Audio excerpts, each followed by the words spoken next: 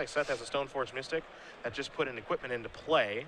A Vial just locked down. A Vial put in a Phyrexian Revoker that's locking down that GT that Seth put into play with Stoneforge Mystic. So Seth lands, he's got 2 Tundras and a Volcanic Island.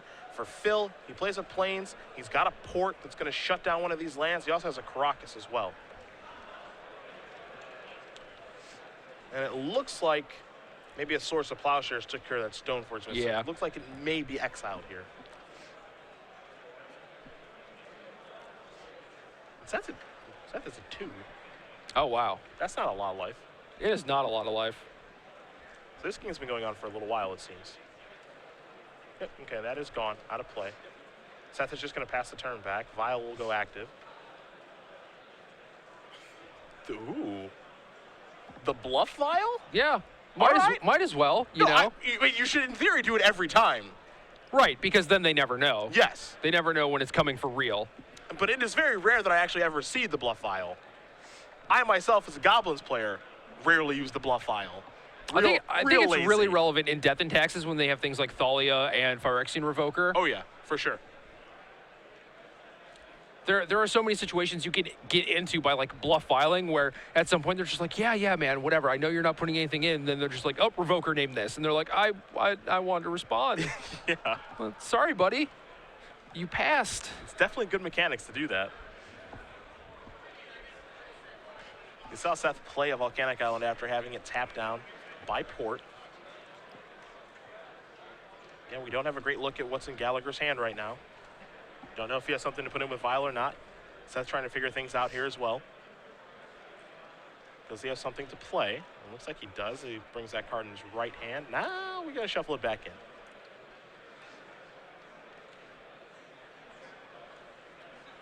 It feels like a true name. And he's like a little bit scared to cast. Yeah, just, you put the shields down. That Vial has, you know, I don't want to say anything because True Name takes care of a lot of things, but if it's like a Sarah Avenger type thing, then... Vial's going up. Gallagher draws a card. Maybe we're looking for a Flicker Wisp here. Let's see what this is going to be.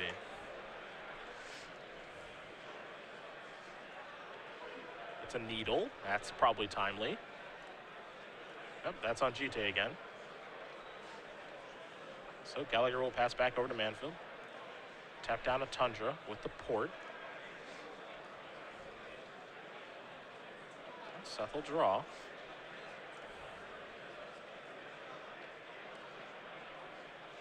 Seth's going to take a look at the notepad there, make sure he knows exactly what's going on. There's a decent amount of cards in his hand. There's a Stoneforge Mystic hanging out over there.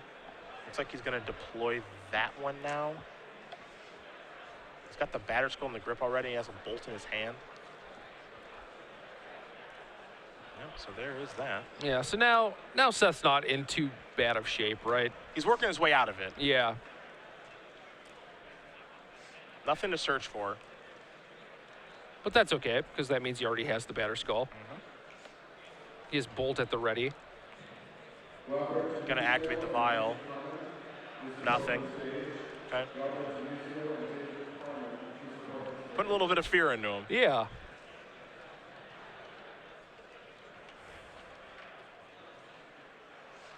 Let's see what this 2 mana is gonna be used for.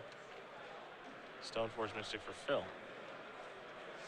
That will resolve. Time to search. See what Gallagher wants to find. He's got a Batterskull, sort of Fire and Ice, and Wings out his GT in his main deck as far as equipment to search for.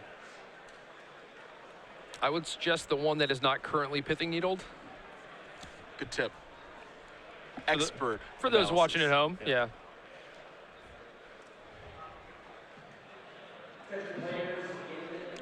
It feels like sort of Fire and Ice might be the best one here.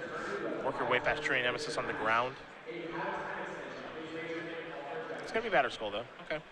Well, if you assume that Seth has the Batterskull in his hand, then Sword of Fire and Ice is probably not the best one to get. Okay. Because the Germ is black, can just block it. Yeah, that's fair.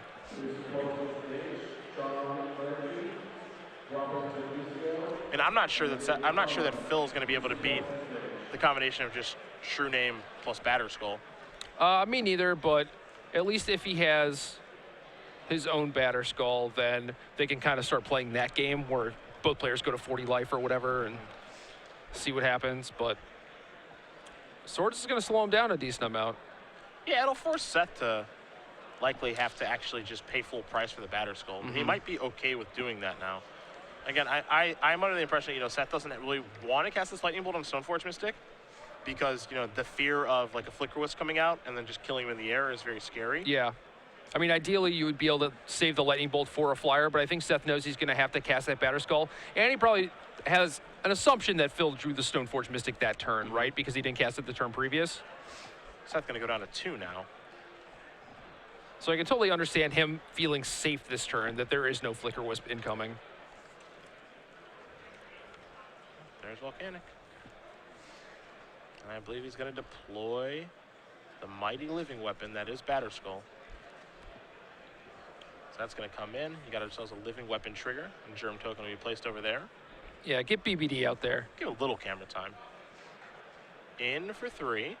Now that attack is kind of interesting / risky. Now there's no 3 that comes out. Now he's dead to Flicker Wisp no matter what, but if maybe that card was Mirren Crusader, sure, he would be dead where True Nemesis can kind of fight, and is that 3 damage really worth it? Tough to say. Yeah, I think that Seth felt like Phil drew Stoneforge Mystic that turn and that he didn't have anything else going on before that. Yeah, if that's the reader, he's got a good idea what the hand is, then, his play's perfectly fine. I mean, yeah, he played carefully up until that point, right? But I feel like at that point specifically, he was like, okay, this attack is safe. Yep. What else could my opponent have in their hand?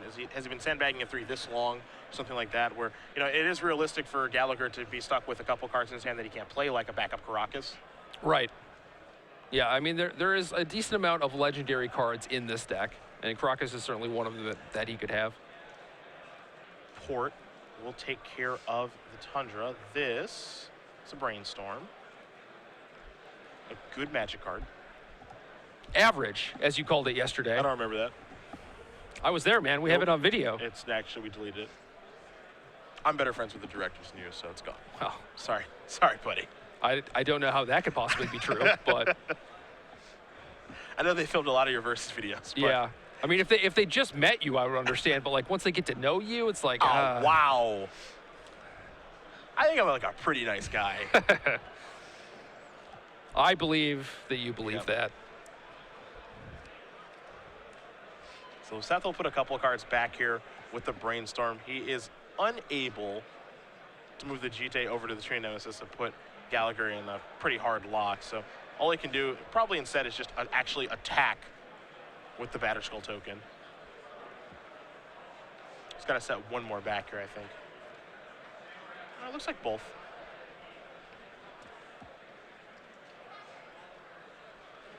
Yep, there are 2 cards hanging out there, so he hasn't set one back yet, but he's also pretty unsure of himself right now. Yeah.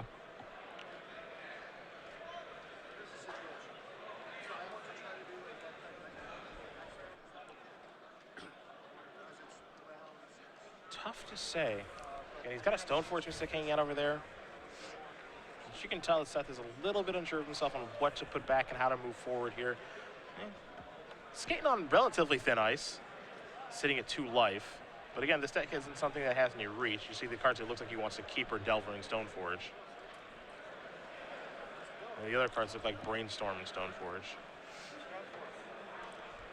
Yeah, I feel like you want to keep Stoneforge and a blue spell this turn. 2 Stoneforges doesn't help you that much. And, say it's Stoneforge Delver, that's great. You get to play 2 spells this turn. And if it's Stoneforge Brainstorm, you get to potentially have a shuffler to go with your Brainstorm. Yeah. So here's an attack for 7.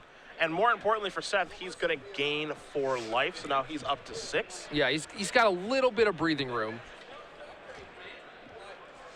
That is a Stoneforge Mystic. And he knows that Phil's Batterskull is going to come down next turn.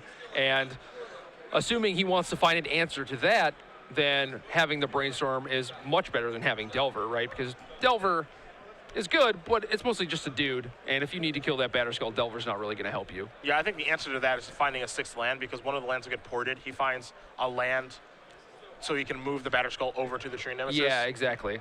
And then life is pretty good. So I could totally see an end of turn Brainstorm here coming from Seth, trying to find that 6th land.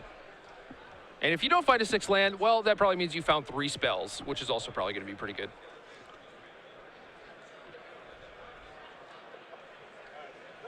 End of turn Brainstorm is end of turn Brainstorm is basically the same as Upkeep Brainstorm, but on the land that he taps. yeah. It's like I think there's no difference. I don't think. Yeah, it's functionally the same thing, especially since you can't float mana into your draw step anymore. Yeah. But you see Phil tap his port, so maybe Seth wants to get a card deeper at this point. But even then, Phil could potentially name Batterskull here. Yeah. Yeah, which I thought that's what he was going to do. Yeah, and so now he can no longer equip on the true name or return it to his hand. So maybe they trade germs at this point, and then that's just it. Then the Batterskulls are just chilling in play. Going to activate this right now. Put a Batterskull into play right now. There's a germ token.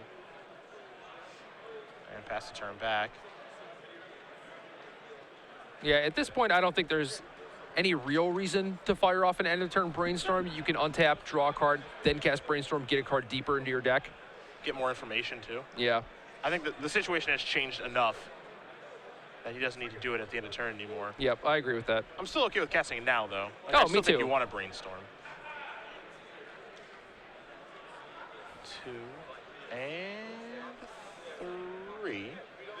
Force of Will among the cards that Seth has found. I believe I saw a Daze as well. Not the best cards in the world right now. Yeah, certainly not.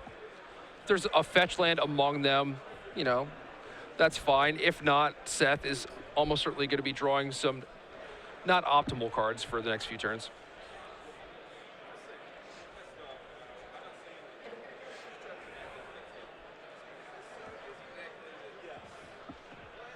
See if Seth found something like Swords to Plowshares to get the Batterskull off the table and keep pushing in.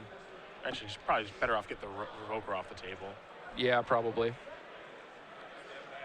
Yeah, I think once you set up Batterskull equipped to True Name Nemesis, there's very little that Death and Taxes can do to that.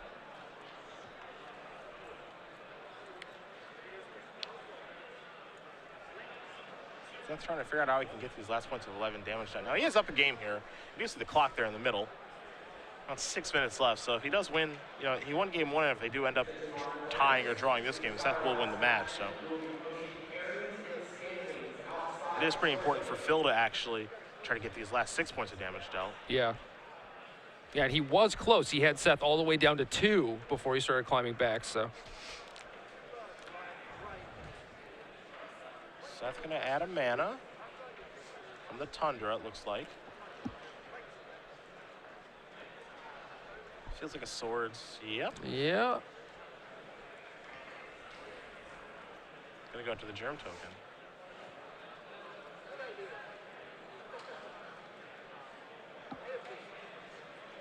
All right, the bluff. I was like, man, Flicker Wrist would be interesting here. Like, Yeah, I'm not sure what would happen. yeah, but yeah. Looks like everybody might want in. yeah, there's a little consideration to the clock still, you know. When you have 5 minutes or less left, maybe you don't want to be taking that 10 seconds to do a bluff. Yep. 3, 4, 5, 6, 7, 8. Is what the attack is for. And oddly enough, the Revoker is kind of messing with Gallagher now. Yeah, he would love to be able to pick up his Batterskull and replay it off the Stoneforge Mystic. So we might actually see him block with the Revoker, which opens up Seth's Batterskull to move on a Tree Nemesis and put Gallagher into the super hard lock. Yeah. Yeah, I'm not sure if that situation is better for Phil or not.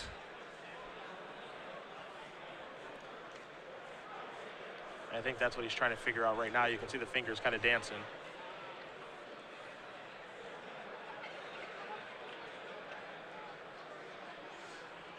This might be a damned if you do, damned if you don't situation. Yeah, I agree with that because even if you do block, you get to pick up and replay your Batterskull, but when Seth puts Batterskull on his true name, that's kind of Voltron, you know? You're pretty close to unbeatable at that point. So Revoker is going to trade with Stoneforge. 7 damage is going to come through. So Gallagher is going to go down to 8. Revoker will bite the dust. Again, the needles on Jite. And Seth will pass the turn back, moves himself up to 10. But this game is slipping away from Gallagher now as he was able to get Manfield again down to 2, as you mentioned. That's close. That's close. Not close enough. They don't give you match wins for close. That is true. Dumb rule. Right? Look, you know the people there.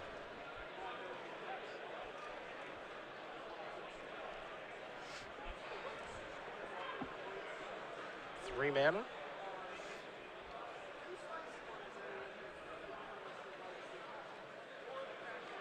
Caracas will come down, replace the old one. That is a ooh. Council's Judgment. Take a look-ski poo. That kills True Name Nemesis. That's what that does. Sure does. And if that's the case, I mean, I think given enough time, Phil could put this game back on parity. I'm just not sure if he has enough time. Yeah, I'm not sure if he has enough time either. Seth has taken a long look at Council's Judgment. Wants to make sure he understands exactly what happens. Just starting with you, each player votes for a non-land permanent you don't control. Exile each permanent with the most votes or tied for most votes. So you, as the person casting Council's Judgment, choose the permanent. Choose the permanent that you probably want to go away. I select True Name Nemesis. What do you do? So you're casting Council's Judgment, yeah. Select True Name Nemesis.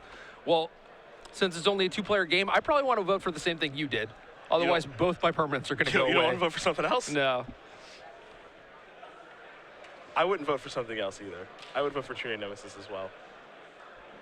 It's very clear that this is definitely the first time Seth has played against this card. Yeah. Maybe even seen this card. This is a card from a Commander product, so might not be familiar with how this works. Or Conspiracy, thank you. He might not be familiar with how this works at all. And if he picks the wrong thing, it would be no bueno. Yeah, the voting ones are cards that you have to read a couple times to make sure you know how it works, especially something like this where it's like, okay, I'll vote for my Batterskull. And then Phil's like, aha, they're both dead. Yeah. No! What happened? What do you mean they're both dead? Yeah, sorry about that. Yeah, I would call a judge too. That's what they're there for. Phil realizes this is his glimmer of hope. Yeah. Select a Batterskull. No, Seth, what are you doing? Don't call a judge. Just read the card. You're a smart kid. You can figure it out. I trust you. It works how you think it does. Yeah, it's a little bit confusing. So Seth wants to make sure he knows exactly how it works, because if he picks the wrong thing, it could actually end up losing him the game. I know we're close to parity, but he could end up losing the game. Time of the round has been called. Again, you see these players with a little bit of extra time over on the clock because they were moved to the feature match area. So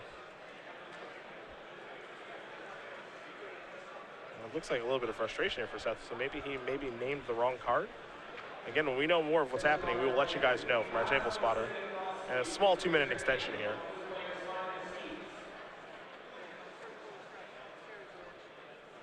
Yeah, I mean, in reality, the card is pretty simple, right? Like, once you get the hang of the mechanic, it's like, Phil casts it, it resolves, he names whatever he wants to kill. If you're Seth, you name the same thing, right? Yeah.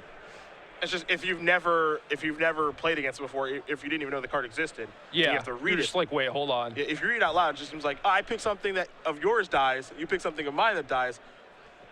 Sure, that's fine, but it's like, no, that's not how that works. So both the players will go back and forth here about this. But while they do that, we will talk about Star City Games Game Night really quickly. Sure. I know we'll get a ruling on this once everything is settled, but SCG Game Night is coming in September here, which is actually pretty exciting. You know, we'll have 2 pins, 8 foil tokens per week, new pins and foils each month, every Wednesday at participating stores. You can, of course, find out more information at starcitygames.com/game night. Again, September is right around the corner. We have our invitational next weekend, and September 1st is that Monday, which is Labor Day. I'll be flying. That's right there. I'll be flying back to Seattle on Labor Day. You'll probably be doing the same? Doing the exact same thing, yeah. We probably won't be on the same flight. It'd be sweet if we were, but we probably won't be, so. I leave at 6 a.m. I don't know about you. Oh, it looks like it's settled. Jite is gone, and True Nemesis is gone. So Seth has experienced firsthand exactly the will of the council. It's okay. He still has a Batterskull. He's all right. And, you know, the needle's on Jite anyway, Yeah. so. It's a first-hand learning experience. That's what that is. Here's an attack for 4. He's done that before. So he'll gain 4, and Phil will lose 4 life. And pass the turn back. And I think now Seth has access to Force of Will off of his 5 mana. Okay. Phil says, I need a good one. The best one Phil can probably draw is a land. So he can play, so he can pick up Batterskull and replay it. He's going to equip. Or equip and have the biggest creature on the battlefield. Yeah, that works too. Bash you.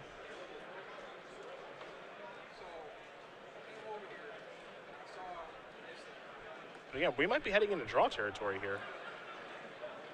Well, draw for this game, but not for the match, right? Yeah, that's the big deal. Seth says, I'm going to block. And before damage, I'm going to pick up my guy so you don't gain any life. So turn 2, Seth will draw a card. Looks like he picked up a copy of Flooded Strand. And it looks like he's going to redeploy his Batterskull. Germ Token will come in. And that was the turn counter. Yep. There's the turn counter again. We are on 2. There's a Flooded Strand past the turn back. So now turn number 3 is where we go. And Phil draw something nice. Just shove in instead. Seth will block. Phil will gain 4 up to 8. Seth will stay at 4. Actually, Seth will gain 4 as well. Excuse me. Phil will gain 5, go up to 9. Seth will gain 4, go up to 18. Now there's a Mother of Runes. So now we're going to go to turn 4 here in a second. But as long as, what we have is correct in the middle and Seth is up a game, we're not in game number 3. Seth is in no danger of actually losing the match, so yeah, it might just be a formality at this point. It might seem strange for him to be like chump blocking with Batterskull and doing things like that, but he's just trying to preserve his life total, make sure that he doesn't lose this game, and as long as that happens, he wins 1-0-1. 1-0-1.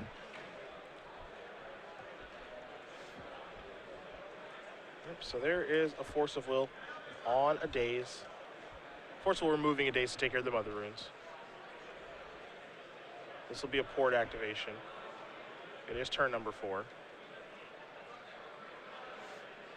He wants to shut down the Strand. So Deal. That's fine. Yeah. Not sacrificing that. Seth's going to play a Grim Lavamancer. So Phil on turn number 5. That die is moving. Yeah. One side over it here. is going places. Yeah, one side here, one side there. Seth trying to throw it off the table. That's the Source of Plowshares on that. Seth will gain a little bit of life. He'll take a little bit of damage here from the attack, and Phil will gain a little bit of life as well. But it looks like it's turn 5 of extra turns, and I think in a moment we will see a shaking of the hands from both players here. And it looks like Seth Manfield's going to go on to win this match, as this looks like the last turn of the game. Yeah, Seth's going to pick that up. I think that's going to do it. So when we do have a final result here on exactly what's going to happen, it looks like Seth is going to win the match. We will, of course, let you guys know, as there is a handshake. But this match is over between these two players, so we will bring it back to the booth here with Jerry and I. And that was an entertaining back and forth affair. Death and Taxes player Red Delver can take a little bit of time to get done.